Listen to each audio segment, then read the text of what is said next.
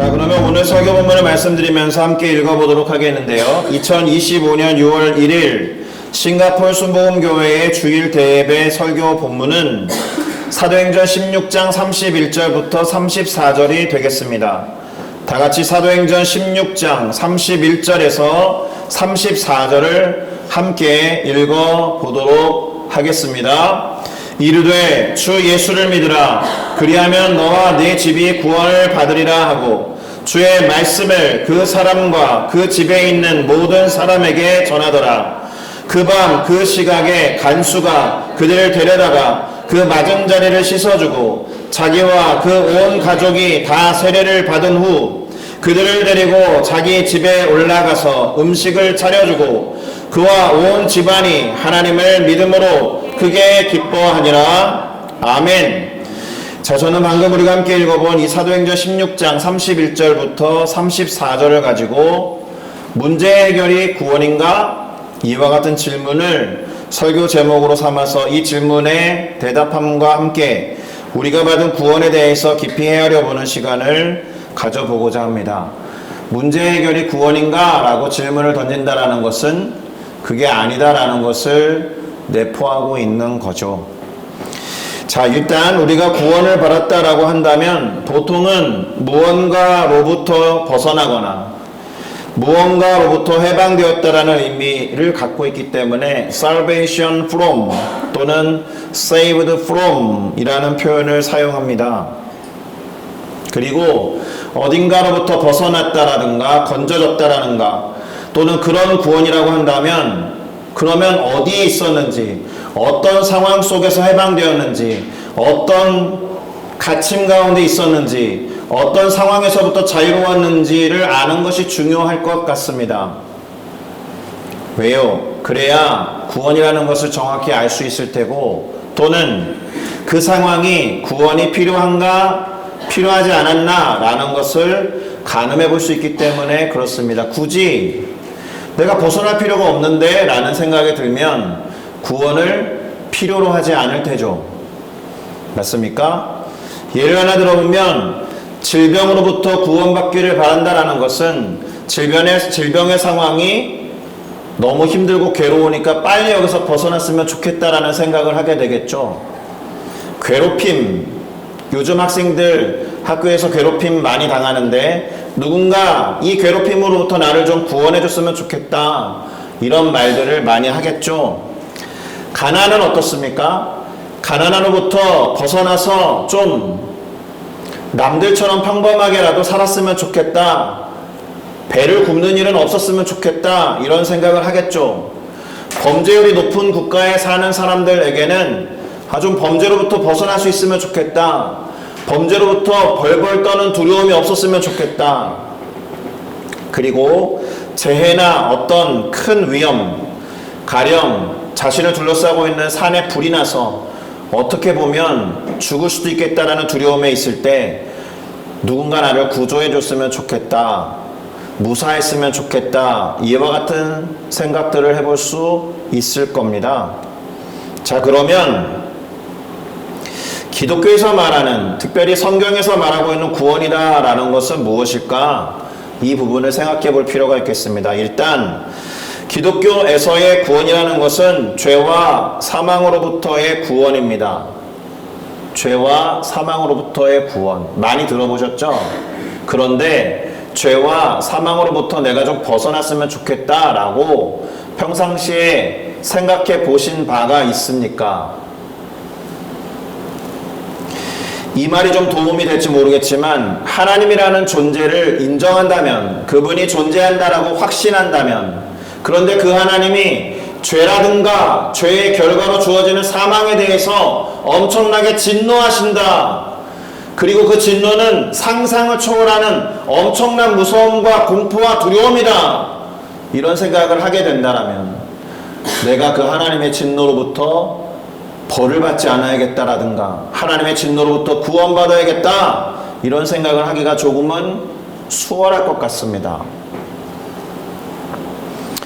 하나님의 진노의 대상이 된다라고 하면 앞서 제가 비교적 자세히 말씀드렸던 질병이라든지 괴롭힘이라든지 가난이나 범죄라든지 재해 등과는 비교할 수 없는 최악의 상황이 될 겁니다. 하나님이 진노하셔서 심판하신 것에 대한 인간들이 갖고 있는 집단 무의식의 기억이 무엇입니까? 모든 문화권 안에는 전설처럼 흘러내려오는 홍수에 대한 이야기가 있단 말입니다. 모든 인류가 오래된 문화이면 문화일수록 홍수에 대한 기억이나 기록을 갖고 있다는 것은 우연이 아닙니다. 그만큼 최초로 진노하셨던 하나님에 관한 기억이 우리도 모르는 사이에 모든 문화권 안에, 모든 민족들의 역사 안에 잠겨 있다, 이런 뜻입니다. 뱀에 대한 공포는 어떻습니까? 태어나면서부터 뱀에 대한 기억을 갖고 있지 않은데도 우리는 희한하게도, 물론 뱀을 좋아하는 분들 소수가 있지만, 그리고 뱀을 귀엽게 키우시는 분들도 있겠지만, 신기하게도 뱀에 대해서는 두려워하는 마음들이 다 있어요. 집단 무의식 속에 막연한 두려움 같은 게 있습니다. 그렇게 우리는 죄와 관련된 기억을 직접적으로는 아니어도 그로 인한 집단 무의식적인 기억들을 갖고 있다라는 겁니다. 그것이 얼마나 두렵고 무서웠으면 인류가 존재하는 태고적 역사 이래로부터 지금까지 우리도 모르는 사이에 무의식 속에 그런 기억을 갖고 있게 된 것일까? 하나님의 진노가 그만큼 무섭기 때문에 그렇습니다. 자, 여러분, 하나님의 진노에 대해서 평소에 얼마나 또 어떻게 생각해 보셨습니까? 진노하시는 하나님에 대해서 어떤 생각을 갖고 있습니까? 생각 안 해보셨으면 지금이라도 생각해 보시겠습니까? 혹시라도 막연히 두렵고 무서운 그런 감정이 떠오르십니까? 그러면 그나마 다행인 거예요. 왜요? 하나님에 대해서 막연하게라도 실제로 생각하게 되었다라는 뜻이니까요.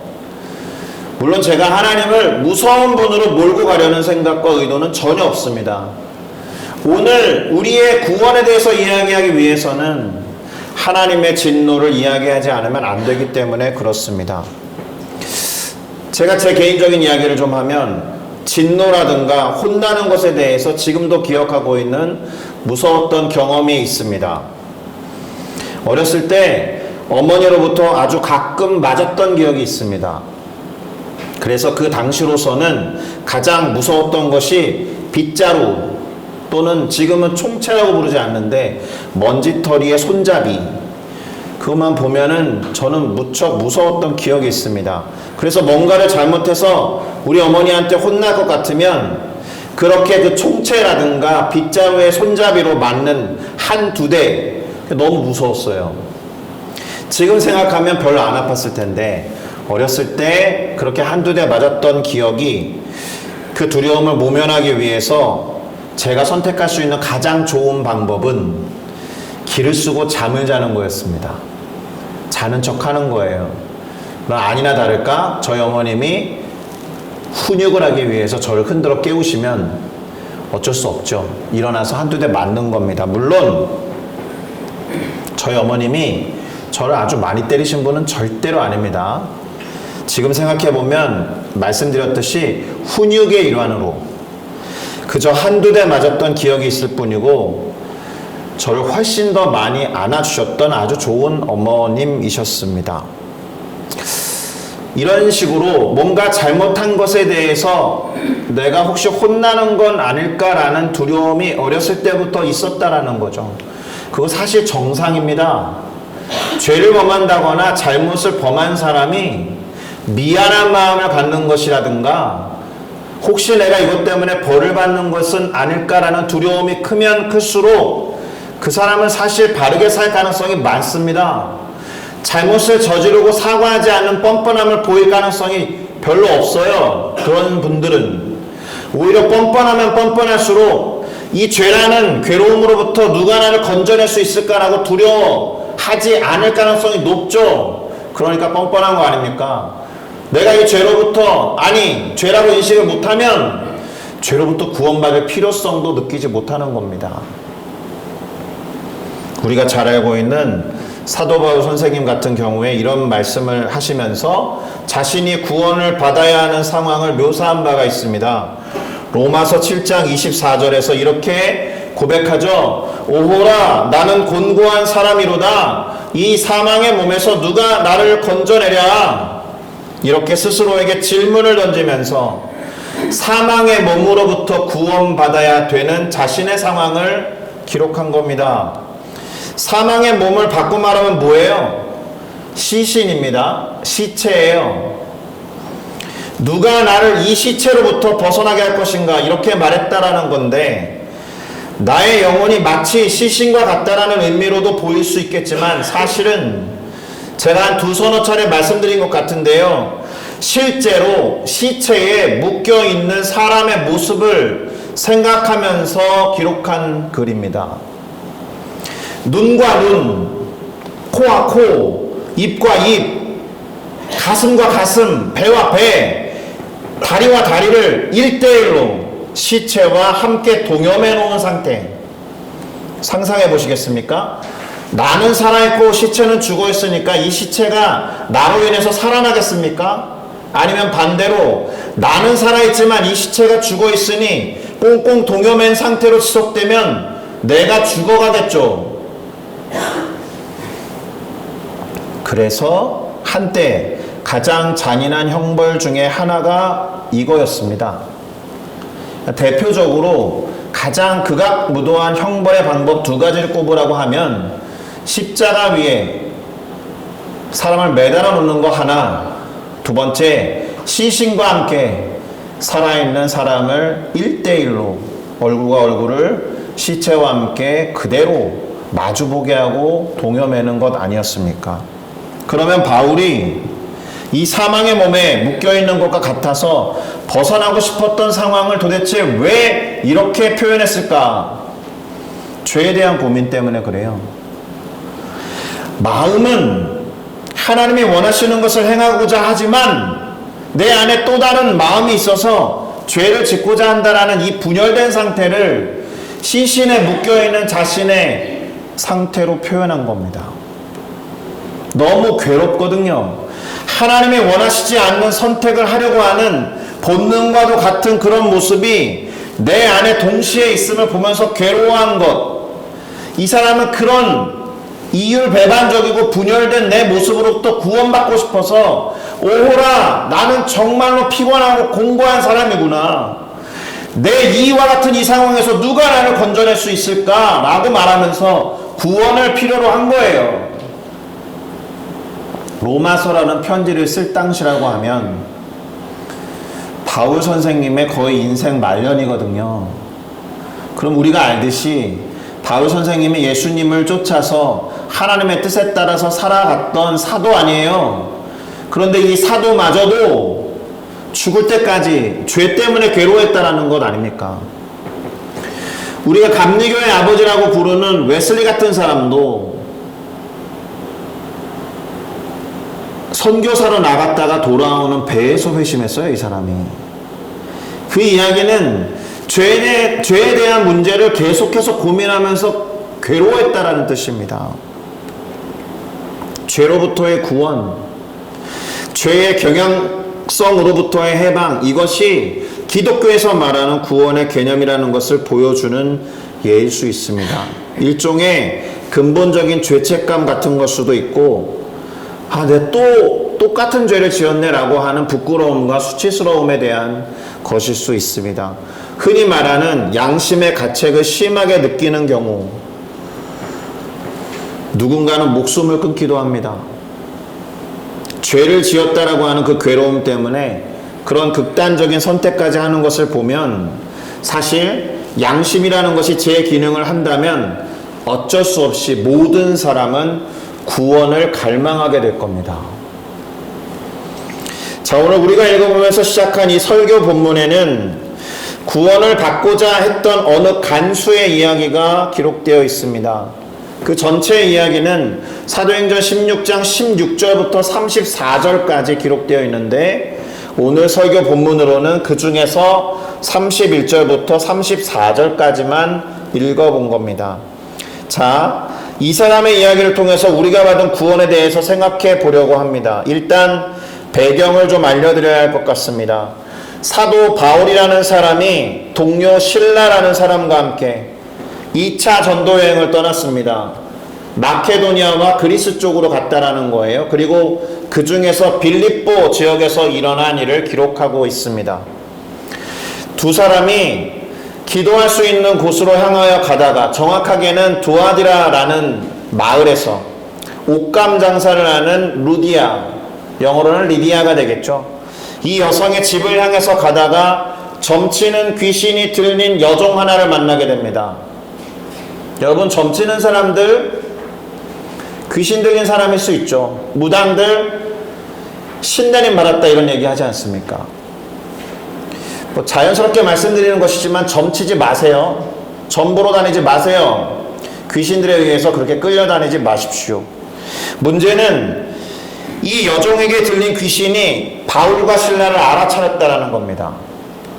그러면서 소리 지르면서 말하기를, 이 바울과 실라라는 사람, 이름까지는 몰랐을 수 있지만 이 사람들은 지극히 높은 하나님의 종으로서 구원의 길을 너희에게 전하는 자다라고 증언한 거예요. 귀신이. 이 귀신 들린 여종을 통해서. 귀신도 하나님의 사람을 알아봅니다. 아주 제대로 알아봤어요. 그런데 다닐 때마다 또 볼 때마다 이렇게 소리를 지르면서 하도 성가시게 하니까 바울이 그 여종을 사로잡고 있던 점치는 귀신을 쫓아냈다라는 겁니다. 기독교식 표현으로는 축귀했다라는 것이고 영어로는 엑소시즘 했다라는 겁니다. 뭐라고 선포하면서 축귀를 했느냐? 예수 그리스도의 이름으로 내가 너에게 명하노니 그녀에게서 나와라! 이렇게 예수 그리스도의 이름이 가진 권세를 가지고 말하고 명령했을 때 귀신이 쫓겨나갔고 그 여인은 더 이상 점을 칠 수 없게 되었습니다. 그랬더니 어떤 일이 벌어졌느냐? 그 점치는 여성을 여종이라고 표현했지 않습니까? 그러니까 이 여종이 점치는 것으로 돈을 벌어오면 그 수익을 취하던 주인들이 있다라는 거예요. 그 여인을 소유했던 자들이 바울 일행을 고발합니다. 그런데 이 사람들이 두 사람을 고발하는 명분이 좀 웃깁니다. 뭐라고 했느냐? 이 사람들이 유대인들인데 우리가 사는 이 성을 심히 요란하게 합니다. 로마 사람들인 우리가 받지도 못하고 행하지도 못할 풍속과 종교 같은 것을 전한다라고 하면서 관리들에게 고발한 거죠. 그런데 사실은 제가 말씀드렸듯이 이 점치는 여종을 통해서 더 이상 경제적인 이익을 얻을 수 없었기 때문에 고발한 겁니다. 겉으로 볼 때는 사회적인 혼란을 야기한다라고 말하면서 고발한 것 같지만 사실은 개인적으로 더 이상 돈을 벌 수 없는 경제적인 이익 때문에 고발한 거예요. 그래서 어떻게 되었느냐? 바울과 실라 두 사람은 매를 많이 맞고 감옥에 갇히게 됩니다. 자, 그러면 여러분, 지금 매를 맞고 감옥에 갇혀있는 바울과 실라라는 이 두 사람은 구원이 필요한 상태죠. 맞습니까? 첫 번째, 감옥에서 구원받아서 벗어나야 될 테고, 두 번째, 매를 맞았으니 그 질병을 치료하는 회복이 있어야 할 테죠. 제가 처음에 말씀드렸던 salvation from jail, salvation from 어떤 disease, 아니면 상처받은 곳으로부터 구원 얻어야 되는 사람들이니까 이것을 바라면서 섬기는 하나님께 기도했겠죠. 바울과 실라는 감옥에서 그것도 한밤중에 기도하고 하나님을 찬송했다라는 겁니다. 그런데 감옥에서 벗어나게 해주십시오라든가 지금 매를 맞았으니 너무 아픈데 통증을 사라지게 하는 구원을 베풀어 주십시오라고 기도한 것처럼 보이지 않습니다. 하나님을 찬송했다라고 한 것을 통해 보면 감옥에서 벗어난다라는 것이나 그런 식의 구원을 위해서 기도했다라고 볼 수가 없어요. 중요한 것은 그렇게 기도하고 찬양할 때 같이 갇혀 있었던 죄수들이 바울과 실라의 그 소리를 들었다라는 겁니다. 하나님을 찬양하는 소리, 하나님께 기도하는 소리, 다시 말하면 하나님을 찾는 자들이구나라는 것을 알았다라는 겁니다. 그랬더니 어떤 일이 벌어졌습니까? 갑자기 큰 지진이 나서 옥터가 움직였다라는 겁니다. 그리고는 감옥의 문이 다 열리고 모든 사람들이 매여 있었던 착고가 풀려나는 초자연적인 일이 벌어집니다. 간수가 뭐하고 있었을까요? 잠자고 있었어요. 졸고 있었습니다. 놀라서 깨어났더니 옥문들이 다 열려져 있었고 죄수들은 다 도망갔겠구나 라고 생각을 하고는 칼을 빼어서 자결하려고 했다라는 겁니다. 이 장면에서 우리는 당시 로마 제국의 엄격한 법 적용에 대해서 생각해 볼 필요가 있습니다. 간수가 졸고 있던 틈에 감옥문이 열렸고 죄수들이 탈출하는 일이 만약에 벌어지면 죽는 겁니다. 보통은 이렇게 돼요. 갇혀 있었던 죄수들의 형량들을 다 모아서 그 형량만큼을 이 간수에게 때려버리는 거거든요. 그러고 보면 죽으려고 자결하는 것도 당연해 보입니다. 어차피 죽을 것 같으니까. 예수님의 무덤을 지켰던 병사들이 있어요. 그들도 마찬가지였을 겁니다. 결코 누군가가 이 무덤의 문, 아주 무거운 돌문을 굴려서 시신을 훔쳐가게 하면 안 됐을 거예요. 안 그러면 죽는 거니까 목숨 걸고 지켰을 겁니다. 제가 왜 이런 말씀 드리는 거예요? 졸지 않았을 거다라는 겁니다. 예수님의 무덤을 지키고 있었던 병사들은 예수님이 확실히 십자가 위에서 죽은 상태로 무덤에 안치되었다라면 누군가가 침입해서 시신을 훔쳐가는 것은 불가능하다. 그럼 남는 가능성은 딱 한 가지밖에 없어요. 그렇게 철통같이 로마법이 무서워서 지키고 있었던 병사들이 막고 있었다라면, 훔쳐가는 게 불가능하다면 한 가지 가능성만 남죠. 예수는 실제로 시체 상태로 죽어 있다가 부활한 겁니다. 그렇게밖에 설명이 안 돼요. 무덤이 비어 있었다라는 설명은. 어쨌든 오늘 본문에서 만난 이 감옥의 간수도 죄수들이 도망갔을 거다라고 생각해서 스스로 목숨을 끊으려고 했다라는 겁니다. 자, 그러는 찰나에 바울이 큰 소리를 지르면서 그를 말렸어요. 네 몸을 상하게 하지 말아라. 우리가 도망간 것이 아니라 다 여기에 있다. 이렇게 말한 겁니다. 간수로서는 경비를 보며 지켜야 하는 시간에 잠을 잔 건 잘못된 것이지만 그래도 죄수들이 도망가지는 않았기 때문에 내가 목숨을 내놓아야 될 이유는 이제 더 이상 필요 없는 거죠. 맞습니까? 그러니 간수는 등불을 들고 와가지고는 문이 열려있는 감옥 안으로 뛰어 들어가서 일일이 확인하기 시작합니다. 죄수들이 정말 그대로 있는지. 그리고 바울과 실라 앞에 가서는 엎드려요. 그리고 두 사람을 데리고 나갔다라고 기록되어 있습니다. 그러면서 한 말이 무엇이냐? 선생님들이요, 내가 어떻게 해야 구원을 받을 수 있겠습니까? 라는 질문을 합니다. 이상하지 않습니까? 그가 구원을 말할 이유가 없는 상태예요. 그가 구원에 대해서 물어본 이유가 무엇일지를 잘 생각하셔야 됩니다. 오늘은 이게 핵심입니다. 자, 이 질문에 대한 바울의 대답이 우리가 참으로 잘 알고 있는 아주 유명한 구절입니다. 무엇입니까? 주 예수를 믿으라. 그리하면 너와 네 집이 구원을 받으리라. 이 말이었다라는 거예요. 그리고 그렇게 믿기로 했는지 이 간수가 그 다음에 행한 것을 살펴보면 우리도 구원받은 이후에, 믿음을 가진 이후에 어떻게 해야 한다는 것을 배울 수 있습니다. 주님의 말씀을 그 간수와 그 집에 있는 모든 사람들이 들었다. 그리고 그 밤 그 시각에 간수가 바울과 실라를 데려다가 그 맞은 자들을 씻어주었다. 그리고 자기와 그 온 가족이 다 세례를 받았다. 놀랍죠? 지금 한밤중에 다 일어난 일입니다. 그리고 바울과 실라를 데리고 자기 집에 올라가서 음식을 차려주고 그와 온 집안이 하나님을 믿음으로 큰 기쁨이 되었다. 이쯤 되면 죄수가 도망가고 안 도망가고 중요하지 않은 사람처럼 보입니다. 그러면 대단히 중요한 핵심 질문을 아까 던졌듯이 던져볼 수밖에 없어요. 이미 말씀드린 그 질문 뭡니까? 간수는 도대체 무엇으로부터 구원을 얻고자 했을까? 우선 자기 스스로 목숨을 끊으려고 했을 때는 야, 죄수들이 다 도망갔다. 근데 나는 잠들어 있었다. 감옥을 제대로 지키지 못했기 때문에 어차피 죽을 거니까 내 죽음으로 책임을 다하자. 그러려고 했었을 텐데 그렇게 말하면 죽음으로부터나 또는 로마 정부로부터의 처벌로부터의 구원을 말했어야 되는 거 아니에요. 맞습니까?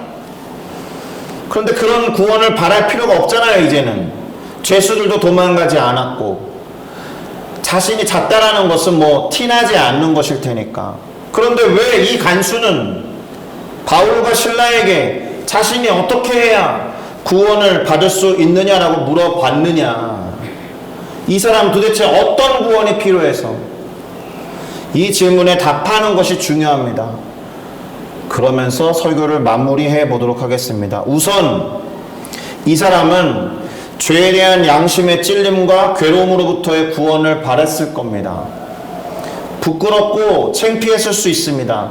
수치심과 죄책감이 있었을 겁니다. 왜요? 내 책무를 다하지 못했다. 그걸 죄수들이 다 봤다. 도망갔는 줄 알고 나 혼자 책임지려고 목숨을 끊으려고 할 때 나를 말렸다. 부끄럽죠. 부끄러울 거예요. 또는 바울과 실라가 억울하게 옥에 갇혀 있었던 것을 알았을 수 있습니다. 이 사람이. 그러니 미안했고 그에 대한 책임감이 있었을 테고 그래서 어떻게 한 겁니까? 맞은 자리를 닦아주고 약을 발라준 거예요. 음식까지 대접하면서. 그러니 사실은 내가 충성하고 있는 로마 정부에 대한 잘못함과 미안함 때문이 아니고요. 그래서 자신의 잘못으로 인해서 받게 될 형벌과 그 책임 때문에 구원을 받고자 했던 게 아니라요. 바울과 실라라는 두 사람과 관련해서 그들에 대한 미안함, 그들에 대한 책임감 때문에 괴로워했고 그것으로부터 자유하고 싶었는지도 모르겠습니다. 여러분, 괴로움으로부터 구원을 얻는다라는 말은 쉽게 말하면 뭐예요? 나 괴롭기 싫다예요. 그래서 사실 마음에도 없는 사과 같은 거 하는 거 아닙니까? 괴롭기 싫어서. 미안해. 내가 아까 미안하다 그랬잖아. 그런데 괴로움의 극치가 뭐냐면 죄를 범했을 때 나 죄지었구나 라고 죄에 대한 자각이 밀려올 때가 가장 괴로울 겁니다. 또 하나는 반복해서 죄를 지을 때. 그거 죄라는 거 뻔히 아는데 나 이거 죄 짓기 싫은데 왜 또 오늘 똑같이 죄를 지었지라고 직면하게 될 때에 밀려오는 괴로움이 가장 클 겁니다. 그거를 바울이 아까 사망의 몸에 비유한 거예요. 그러니 이제 정리하겠습니다. 우리의 구원이라는 것은 어떤 특정 문제 상황에서부터의 구원이 아니에요. 나 이 가난으로부터 벗어났으면 좋겠다. 나 이 질병으로부터 벗어났으면 좋겠다.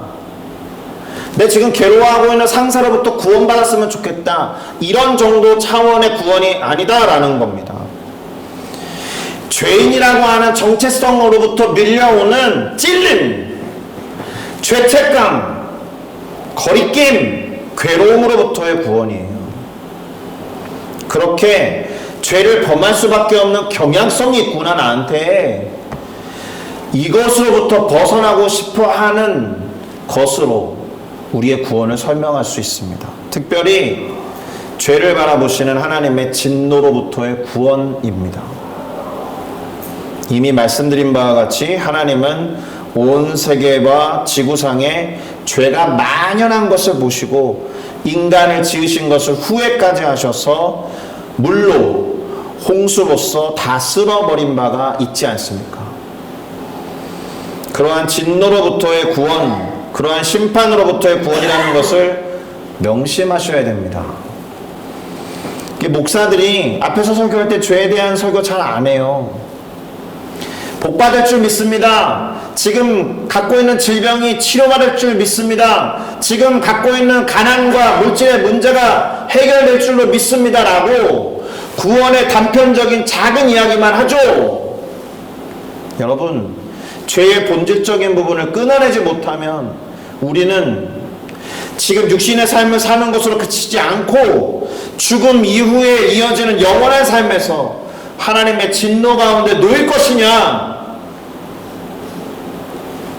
아니면 하나님과 함께하는 하나님 나라의 삶을 살 것인가, 이 부분이 구원의 핵심 이슈가 될 겁니다.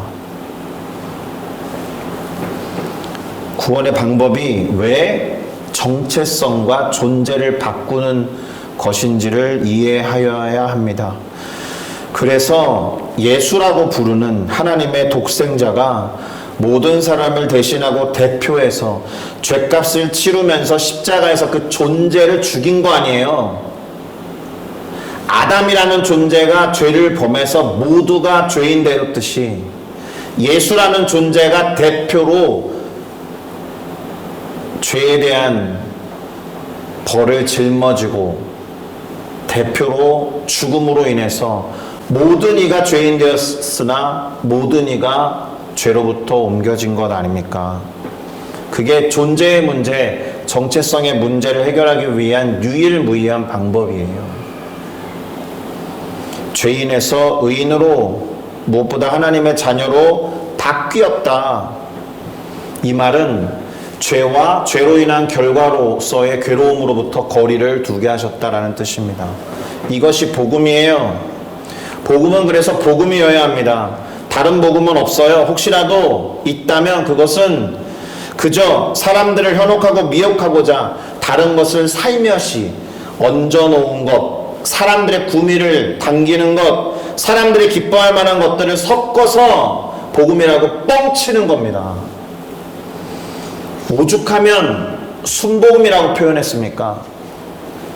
물론 순수한 복음, 완전한 복음, 다른 것이 섞일 필요가 없는 그 자체로의 완전한 복음, 다른 것이 혼합되지 않는 순수한 복음이라는 뜻에서 그렇다라는 것은 복음에 다른 것들이 너무 섞여있기 때문에 나온 말 아닙니까? 복음이라는 것은 우리가 하나님의 진노로부터 구원 얻었다라고 하는 복된 소식, 죄와 사망, 특별히 괴로움으로부터 우리랑 상관없다, 우리 존재하고는 상관없다라는 선언, 그것을 아는 사람으로서 이제 새로운 존재가 되었다라는 기쁜 소식을 내 안에서 계속 말하는 것이 복음에 합당한 삶입니다. 그래서 사실 조금 아파도, 뭔가 문제가 조금 있어도, 그래도 내 정체성은 하나님으로 인해서 변화되었고, 변화된 이 정체성은 다시 돌아가지 않는다라는 확신과 믿음이 있을 때, 그것이 구원받은 자의 신앙 생활이 될 줄로 믿습니다. 우리가 받은 구원이 죄와 사망, 하나님의 진노하심으로부터의 구원이어서 더 이상 죄와 사망이나 하나님의 진노하고는 상관이 없다, 그런 믿음을 가지고 감사하며 살아가는 저와 여러분이 되기를 예수 그리스도의 이름으로 축복합니다. 기도하시겠습니다.